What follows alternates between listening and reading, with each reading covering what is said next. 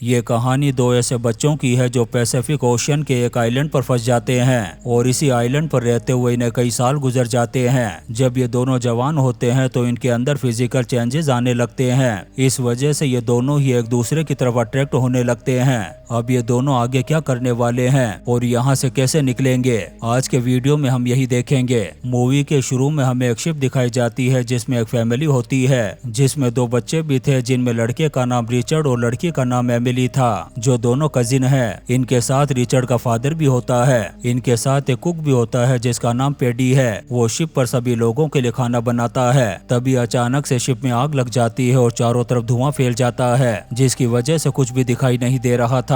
ये देखकर के कुक उन दोनों बच्चों को एक छोटी नाव में बैठा कर के यहाँ से बचा कर के ले जाने लगता है। दोनों को उस बोट पर पूरी रात गुजर जाती है और ऐसे ही सुबह हो जाती है। तभी एवलिन की नजर पड़ती है एक आइलैंड पर। तब वो फौरन पेडी को जगाती है। पेडी जब उस आइलैंड को देखता है तो काफी खुश होता है और अपनी नाव को ले जाने लगता है उसकी तरफ। जब ये लोग उस आइलैंड पर पहुंचते हैं तब इन्हें पता चलता है कि यहाँ पर हर वो चीज मौजूद है जो जिंदा रहने के लिए चाहिए। ये लोग इस आइलैंड पर आकर के बहुत ज्यादा खुश थे क्योंकि हर एक चीज बहुत आसानी से मिल रही थी। यहाँ पर पेडी को बहुत सारी शराब की बोतलें भी मिलती है जिससे वो बहुत खुश होता है। रिचर्ड जब आगे जाता है तो उसे एक इंसान की खोपड़ी मिलती है जिसे वो पेडी को ला करके देता है। इससे पेडी समझ जाता है कि उनसे पहले भी यहाँ पर कोई और आया था। जब रात होती है तो पेडी बैठ कर के शराब पी रहा होता है। तभी उसे आइलैंड के दूसरी ओर से कुछ आवाज सुनाई देती है। जब पेडी वहाँ पर जाकर के देखता है तब पत्थर पर एक मांस का टुकड़ा और कुछ खून पड़ा हुआ था, यानी कि यहाँ पर किसी ने बलि दी है। ये देखकर के पेडी बुरी तरह से घबरा जाता है। वो वापस बच्चों के पास आता है और उन्हें समझाता है कि गलती से भी आइलैंड की दूसरी तरफ ना जाए। लेकिन वो इस चीज से बहुत ज्यादा परेशान था कि आइलैंड के दूसरी तरफ कौन लोग होंगे।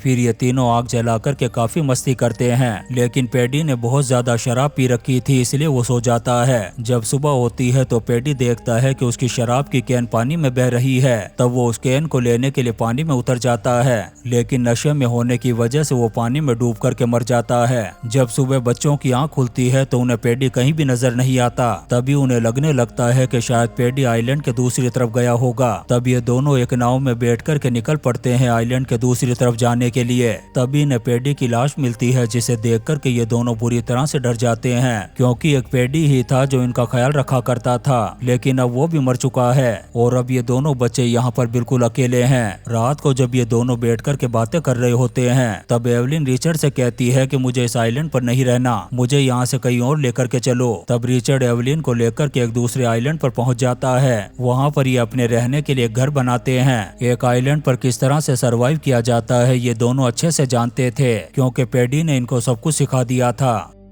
इन दोनों को यहाँ पर रहते हुए कई साल गुजर जाते हैं और अब ये दोनों जवान हो चुके थे, इसलिए इन दोनों की बॉडी में फिजिकल चेंजेस आने लगते हैं और ये दोनों एक दूसरे को ही नोटिस करना शुरू कर देते हैं। इन दोनों को एक दूसरे की फीलिंग भी महसूस हो रही थी, लेकिन ये इस चीज से बिल्कुल भी अनजान थे, क्योंकि ना तो इनकी कोई एजुकेशन हुई थी और ना ही यहाँ पर कोई इन्हें बताने वाला था। जब एवलिन पानी में नहा रही होती है तभी उसकी बॉडी से ब्लड आने लगता है, जिसे देख कर के वो घबरा जाती है और चिल्लाने लगती है। तभी रिचर्ड आ जाता है यहाँ पर और वो पता करने की कोशिश करता है कि आखिर हुआ क्या है। उसे लगने लगता है कि शायद एवलिन को कोई चोट लगी होगी, लेकिन एवलिन उसे कुछ भी नहीं बताती। अब इस बात से रिचर्ड को गुस्सा आ जाता है और वो नाराज होकर के चला जाता है यहाँ से। फिर एक दिन एवलिन को ड्रम बजने की आवाज सुनाई देती है। जब वो जाकर के देखती है तब पता चलता है कि वो दूसरे आइलैंड से आ रही थी। जब एवलिन उस जगह पर जाकर के देखती है तो वहाँ पर उसे एक मूर्ति नजर आती है जिसमें से खून बह रहा था। इस चीज को देखकर के एवलिन बुरी तरह से डर जाती है और भाग कर के वापस आ जाती है रिचर्ड के पास। जब वो ये बात रिचर्ड को बताती है तो रिचर्ड उस पर बहुत ज्यादा गुस्सा करता है, क्योंकि पेडी ने उन दोनों को कसम दी थी कि गलती से भी उस आइलैंड पर ना जाए, लेकिन एवलिन ने वहाँ पर जाकर के पेडी की कसम को तोड़ दिया था। जब रात को एवलिन नींद में सो रही थी तभी उसे एक सपना आता है जिसमें वो रिचर्ड को देखती है जिसकी पानी में डूब कर के मौत हो गई है। ये देख कर के वो बुरी तरह से डर जाती है। तभी रिचर्ड आ जाता है यहाँ पर। तब वो उससे कहती है कि वो उसे कभी भी खोना नहीं चाहती। ये बात कहकर के वो उसे किस कर लेती है। इससे रिचर्ड के अंदर फीलिंग आ जाती है और वो उसके करीब आने की कोशिश करता है, लेकिन एवलिन को ये बिल्कुल भी अच्छा नहीं लगता और वो वहाँ से चली जाती है।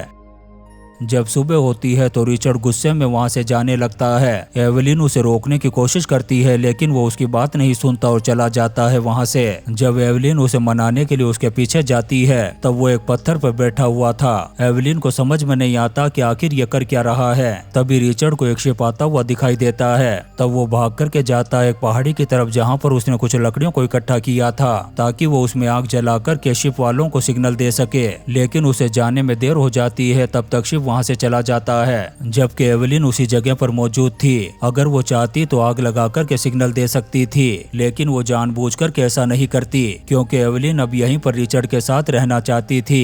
इस बात से रिचर्ड एवेलिन पर और भी ज्यादा गुस्सा करता है। फिर वो लकड़ियों की एक नाव बनाता है और उसमें बैठ कर के जाने लगता है यहाँ से, लेकिन उसकी नाव कुछ ही दूर जाती है और टूट जाती है जिससे वो पानी में गिर जाता है। ये देख कर के एवेलिन हंसती है उस पर। अब रिचर्ड वापस आ जाता है। तब एवेलिन उसका मजाक उड़ाती है और कहती है कि मैं जानती हूँ तुम पत्थर के पीछे क्या कर रहे थे। तब रिचर्ड उस पर गुस्सा करता है कि तुम छुप कर के मुझे देखती हो। इस पर एवेलिन कहती है कि तुम भी तो देखा करते हो मुझे। अब रिचर्ड को और भी ज्यादा गुस्सा आ जाता है। वो झोंपड़ी में जाता है और एवेलिन का सारा सामान निकाल करके फेंक देता है बाहर। वो उसे कहता है कि ये झोंपड़ी मैंने बनाई है, इसलिए अब तुम मेरे साथ नहीं रह सकती।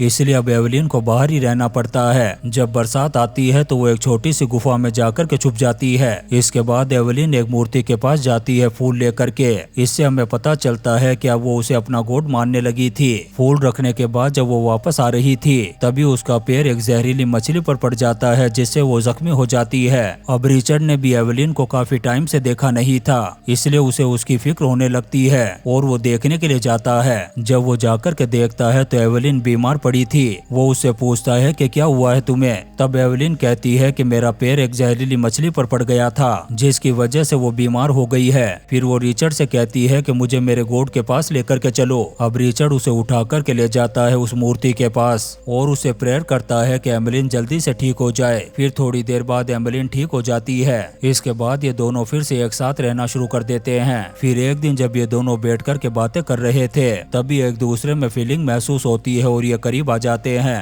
अब ऐसे इन दोनों को यहाँ पर रहते हुए बहुत समय गुजर चुका था। एक दिन रिचर्ड देखता है कि एवेलिन अब उसको बिल्कुल भी टाइम नहीं दे रही। तब वो उससे पूछता है कि क्या तुम मुझसे अब प्यार नहीं करती। तब एवेलिन कहती है कि ऐसी बात नहीं है, दरअसल मेरी तबीयत ठीक नहीं है। पता नहीं मुझे ऐसा क्यों लगता है कि मेरे पेट में कुछ है। जब रिचर्ड उसके पेट पर हाथ रखता है तो उसमें कुछ हलचल हो रही थी। वो एवेलिन से कहता है कि आखिर तुम्हारा पेट ऐसे क्यों हिल रहा है। दरअसल एवेलिन प्रेग्नेंट हो चुकी थी और ये दोनों ही इस बात से बिल्कुल अनजान थे। एक दिन रिचर्ड आइलैंड के दूसरी तरफ जाता है जहाँ पर वो कुछ आदिवासियों को देखता है जो एक आदमी को ऊपर पहुँचाने की तैयारी कर रहे थे। ये देख कर के वो बुरी तरह से डर जाता है और भाग कर के वापस आता है एवेलिन के पास, लेकिन एवेलिन पेट में दर्द होने की वजह से जोर जोर से चिल्ला रही थी। रिचर्ड आकर के हेल्प करने लगता है उसकी। दरअसल एवेलिन के डिलीवरी का वक्त आ गया था। जल्दी ही वो एक बच्चे को जन्म दे देती है जिसे देख कर के ये दोनों बहुत खुश होते हैं और उसे लेकर के आ जाते हैं झोपड़ी में। कुछ देर बाद वो बच्चा रोने लगता है। तब इन्हें लगने लगता है कि शायद ये गूंगा होगा। तब ये उसे खाना और पानी पिलाने लगते हैं, लेकिन इनको इस चीज का पता ही नहीं था कि इस बच्चे को खाने की नहीं बल्कि माँ के दूध की जरूरत है। बच्चे को रोता देख एवेलिन उसे सीने से लगा लेती है। तब वो अपना खाना खुद ही लेने लगता है। ये बच्चा एक लड़का था इसलिए ये इसका नाम पेडी रखते हैं क्योंकि ये अपने कुक पेडी को बहुत ज्यादा मिस किया करते थे। अब ये दोनों इस बच्चे के साथ इस आइलैंड पर बहुत ज्यादा खुश रहने लगे थे और बच्चे को भी बहुत ज्यादा प्यार करते थे। इसी तरह से इन्हें इस आइलैंड पर कुछ साल गुजर जाते हैं। वो बच्चा भी कुछ बड़ा हो चुका था। अब रिचर्ड उस आइलैंड पर जाता है जहाँ पर वो पहली बार पेडी के साथ आया था, जहाँ पर वो अपने बचपन की चीजों को देख कर के अपने बचपन को बहुत ज्यादा मिस करता है। यहाँ पर इनका बेटा एक पेड़ के पास खड़ा होता है और उस पर लगी जहरीली बेरी को तोड़ कर के अपनी नाव में रख लेता है। जब एवेलिन वापस आने के लिए अपनी नाव में चढ़ती है तब उसके हाथ से पतवार गिर जाता है पानी में, जिससे उसकी नाव अपने आप ही आगे बढ़ने लगती है। वो चिल्लाकर के रिचर्ड को आवाज लगाती है। रिचर्ड दौड़ कर के आता है और तैर कर के पीछा करने लगता है नाव का। तभी एक शार्क पड़ जाती है रिचर्ड के पीछे। एवेलिन जब इस चीज को देखती है तब वो दूसरा पतवार फेंकती है शार्क पर, जिससे वो शार्क वहाँ से चली जाती है और रिचर्ड नाव पर चढ़ जाता है। लेकिन नाव को कंट्रोल करने के लिए अब इनके पास कुछ भी नहीं था, इसलिए नाव अपने आप ही आगे बढ़ते हुए समुद्र की गहराइयों की तरफ जाने लगती है। ऐसे ही नाव को समुद्र में चलते हुए काफी समय हो चुका था और अब इनको भूख भी लगने लगी थी, जिसकी वजह से इनका बच्चा उस जहरीली बेरी को खा लेता है, जिसे एवेलिन भी देख लेती है। अब अब उसे लगने लगता है कि उसका बच्चा कुछ ही समय में मर जाएगा। इसलिए रिचर्ड ये फैसला करता है कि वो दोनों भी ये बेरी खाकर के अपनी जान दे देंगे। इसके बाद ये दोनों भी उस बेरी को खा लेते हैं और बेहोश हो जाते हैं। लेकिन ये बेरी इतनी जहरीली नहीं थी कि जिससे किसी की जान चली जाए, पर उसके खाने से ये तीनों ही बेहोश हो जाते हैं। अब इनकी इस नाव को समुद्र में बहता हुआ रिचर्ड का फादर देख लेता है, इसलिए वो जल्दी से इनके पास आ जाता है और अपने आदमियों से कहता है कि इनको चेक करो। जब वो चेक करते हैं तो ये तीनों बेहोश थे मगर जिंदा थे, इसलिए इनको बचा लिया जाता है। इसी सीन के साथ ये शानदार मूवी द ब्लू लगून खत्म हो जाती है। दोस्तों, हम आपके लिए ऐसी ही इंटरेस्टिंग मूवीज एक्सप्लेन करते रहेंगे, तो आप चैनल को सब्सक्राइब जरूर करें और लाइक और कमेंट्स भी करें। Thank you.